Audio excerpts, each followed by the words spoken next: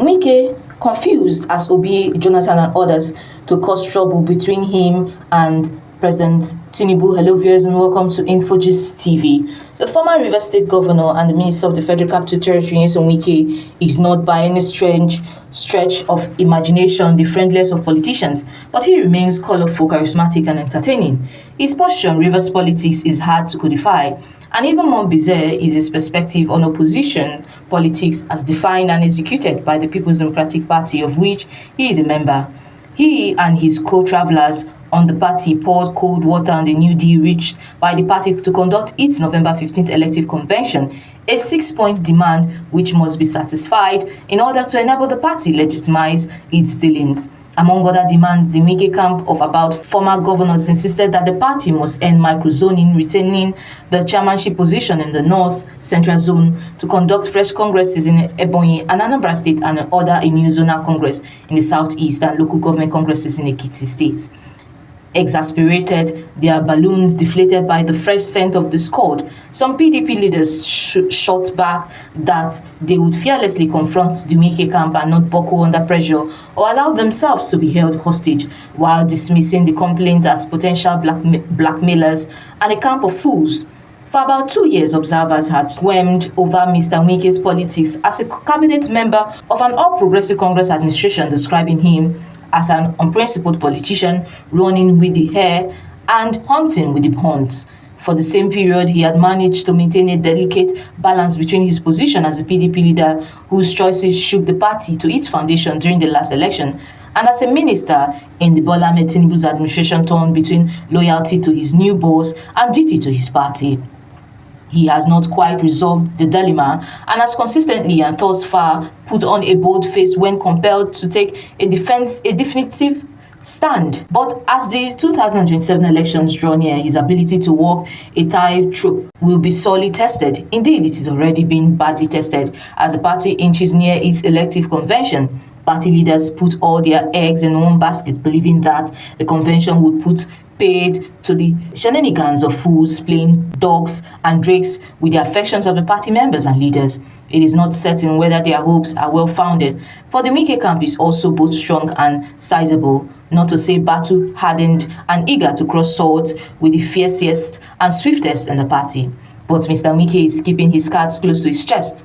No one is sure what joker his camp hopes. But unlike the Nigerian Labour Congress, the fierce patrons of the traumatized Labour Party, which embrace strong-arm tactics to enforce obedience to their interpretation of court orders, Mr. Wike, a lawyer himself, and his camp may opt for the litigious route. Whether that would be enough to stall the PDP convention will depend on how their unpredictable lordship view the case. PDP leaders had taken care to carry the Independent National Electoral Commission along when they held their National Executive Committee meeting in Abuja, and have notified the electoral body about the upcoming National Convention. They have also made peace with Iyadamagun, their former pro-tem chairman, whom Mr. Wike loved, and pacified the sometimes deterring Samuel Anyanwu, whose cause Mr. Wike previously advanced tenaciously. Little by little, however, Mr. Wike's men in the PDP National Working Committee are either being neutralized or won over. If an irrevocable court order cannot be procured to stymie the convention, Mr. Wike will be left with his yesterday men, the former governors of Enugu, Ekiti, Abia, and Benue, to prosecute a war he is now increasingly seemed fated to lose. What ails Mr. Wike more than anything else is his impetuousness and glibness. Indeed, he is not averse to walking a tightrope, whether it casts him as an unscrupulous politician or not, need led by angry newsmen besotted to oppositions, whether that opposition is led by Atiku Abubakar or Peter Obi. Mr. Wike had responded to the speculation of planning to contest the next presidential election by suggesting that he would commit himself to President Bola Ahmed Tinubu, lock, stock and barrel. If that is the case, does he not see a contradiction between supporting the ruling party against his own party, the PDP? He waffled some arguments and wished away the dangerous suppositions and inept attempts to corner him, engaging in two-timing and dating two ladies with aplomb, unfettered by the holes of outrage and disgust by Nigerians who view with dread the contradictions of lying in bed with the APC administration and smooching the disgruntled PDP reclining on the sofa can be problematic. The outraged spectators have begun to see the Federal Capital Territory Minister as deliberately committed to forestalling a return to normality in the PDP, thereby castrating it and deterring it from reclaiming its winning ways. Despite the general outrage, however, Mr. Wike has proven adept at wrong footings. His opponents in the PDP generally and in Rivers State in particular, two qualities stand him out. Though sometimes regarded as a roughneck, his instinct for political strategy has remained well above average, sometimes even seeming to be canonized by the favorable outcomes his styles and strategies engender.